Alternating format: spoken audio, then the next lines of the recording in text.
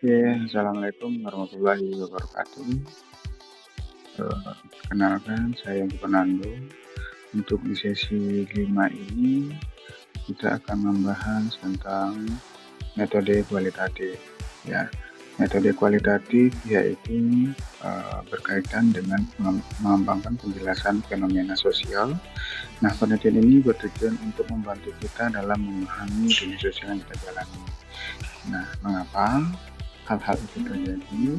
Nah, penelitian ini berurusan dengan aspek sosial dari dunia tempat kita hidup dan berupaya menjawab pertanyaan tentang apa yang ingin ditanyakan.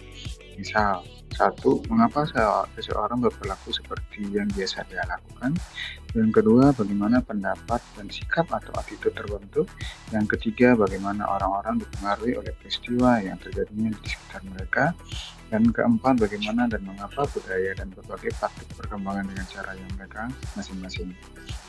Nah, selanjutnya, pengertian metode kualitatif. Nah, metode kualitatif ini adalah sebuah metode penelitian yang berurusan dengan data tak seperti dan data non-numerik, misal video, gambar, dan teks. Nah, data ini yang diperlukan dalam penelitian kualitatif bisa berasal dari hasil wawancara, catatan atas pengamatan langsung terhadap kelompok orang tertentu, dokumen elektronik maupun non-elektronik. Nah, metode kualitatif ini banyak diterapkan pada penelitian ilmu sosial dan bidang-bidang terapan lainnya seperti kedokteran, pendidikan, perpustakaan, maupun bidang sistem informasi.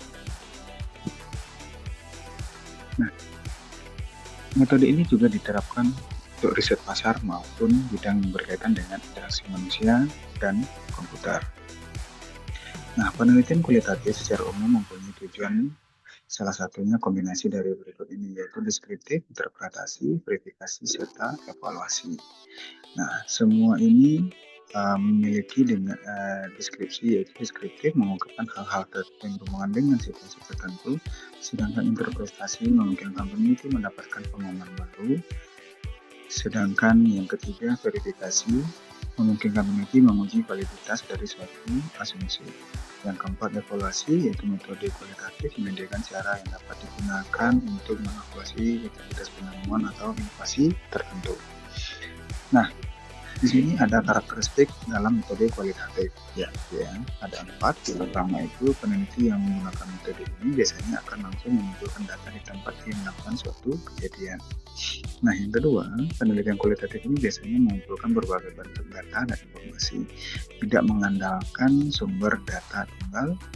Ya. Nah, sedangkan yang ketiga, metode penelitian digunakan untuk menyelesaikan masalah yang kompleks. Sedangkan yang keempat, metode kualitatif ini lebih interaktif dan komunikatif.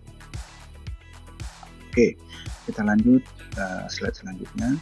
Nah, di dalam metode kualitatif terdapat hal-hal yang harus diketahui untuk dapat memahami penelitian kualitatif. Yang pertama, tidak ada jawaban yang tunggal. Ya, yang kedua, konteksnya sangat penting. Yang ketiga, yaitu subjektivitas. Yang keempat, semua jenis data. Oke, selanjutnya ada tiga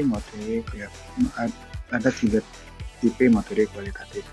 Yang pertama, studi kasus. Yang kedua, penelitian tindakan. Yang ketiga, etnografi. Yang keempat, grounded theory. Yang kelima, analisis konten. Nah, bagaimana cara pengumpulan datanya? Yaitu pengamatan secara langsung atau direct observation. Yang kedua, survei terbuka. Survei terbuka di sini dirancang menghasilkan data kuantitatif ini dengan closed-ended question, di mana responden tinggal menunggu jawaban yang tersedia. Nah, untuk keperluan peneliti kualitatif, mungkin terkadang juga menggunakan survei dengan open-ended question. Nah, selanjutnya ada caranya satu secara kelompok fokus atau fokus grup. Nah, yang keempat yaitu wawancara mendalam. Nah, di sini untuk wawancara mendalam, peneliti melakukan wawancara mendalam dengan cara mewawancarai responden satu per satu agar pertanyaan tetap fokus. Penelitian sebaiknya mempunyai daftar pertanyaan yang perlu dipertanyakan secara berurutan.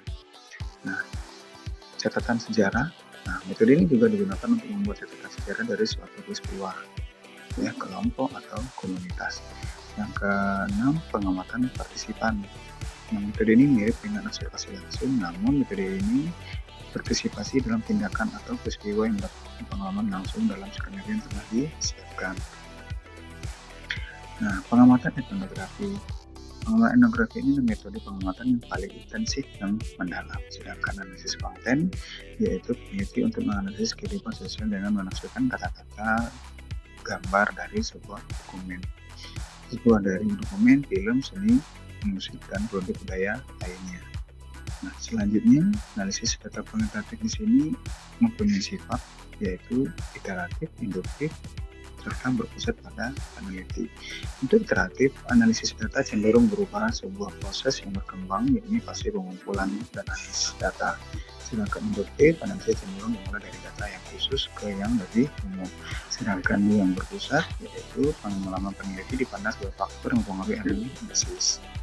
Oke, selanjutnya. Di sini ada juga sifatnya peneliti penelitian disebut sebagai investigasi sistematis. Yang kedua, penelitian kuantitatif mengumpulkan informasi dengan strategi tertentu seperti survei dari responden.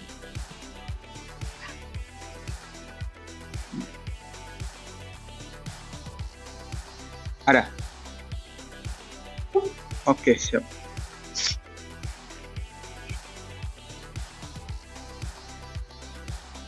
Kirim PDF ya Pak? PDF.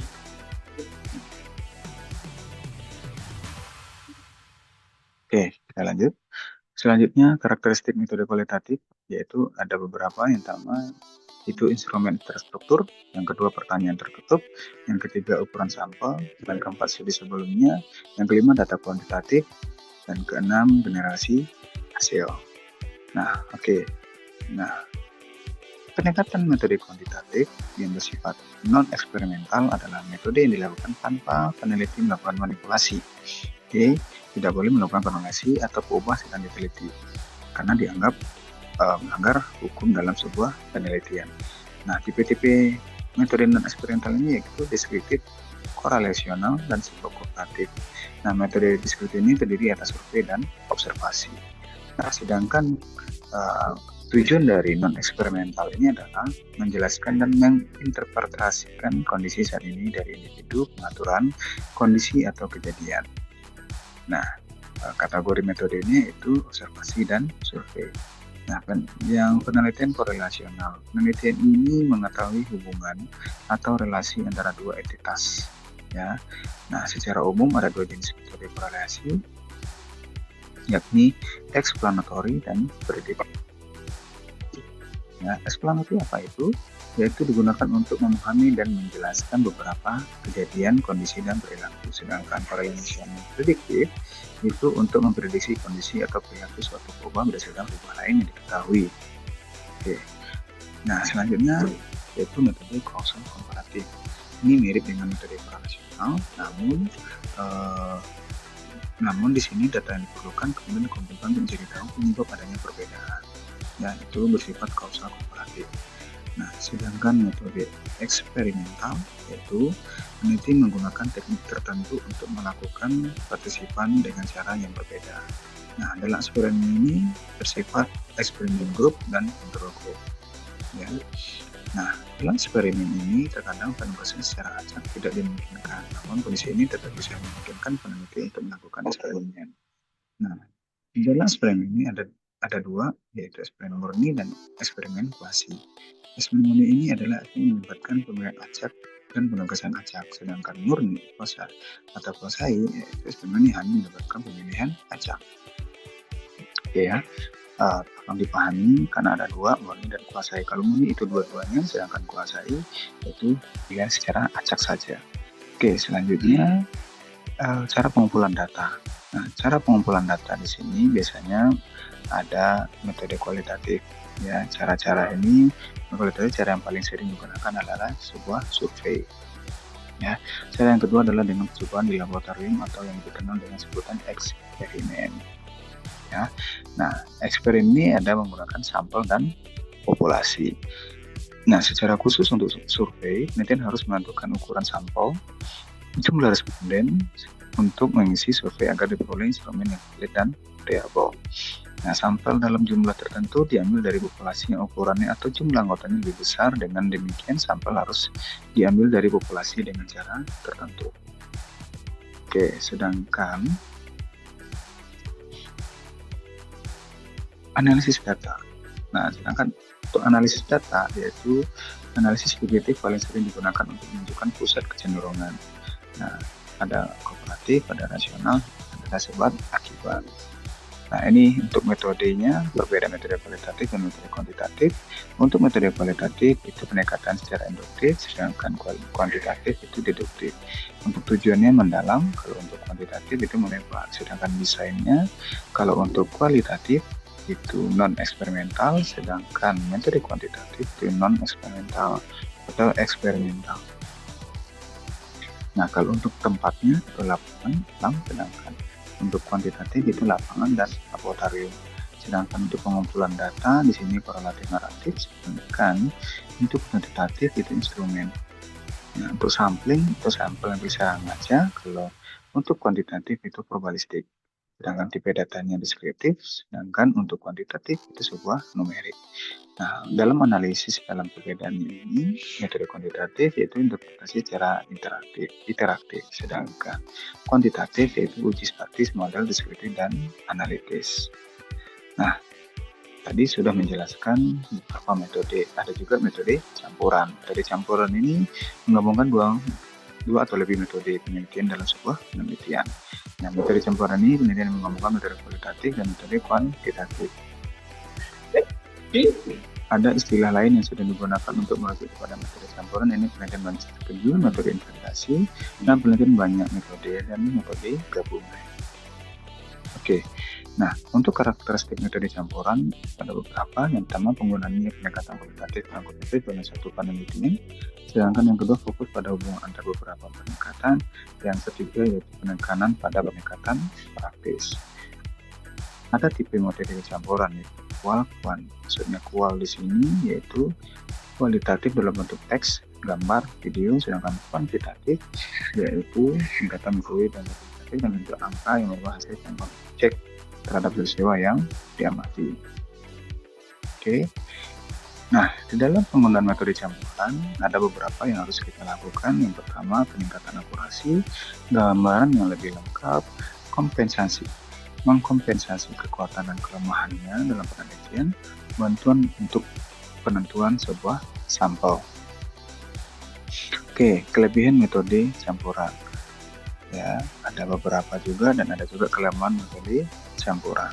Oke, itu materi untuk di pertemuan kelima ini yang saya sampaikan. Semoga apa yang saya sampaikan dapat dipahami dan bisa untuk menjawab tugas 1, tugas 2, dan tugas 3. Ingat ya, setiap kalian membuat tugas atau diskusi, jangan lupa cantumkan referensi. Gunanya untuk apa? Untuk valid dalam melakukan dan jawaban. Karena sekarang sudah banyak jurnal yang sudah publish. Nah, disarankan untuk publikasi untuk referensinya berupa publikasi atau jurnal ya, agar lebih valid lagi. Oke, mungkin itu aja yang saya sampaikan. Terima kasih. Selamat sore. Wassalamualaikum warahmatullahi wabarakatuh.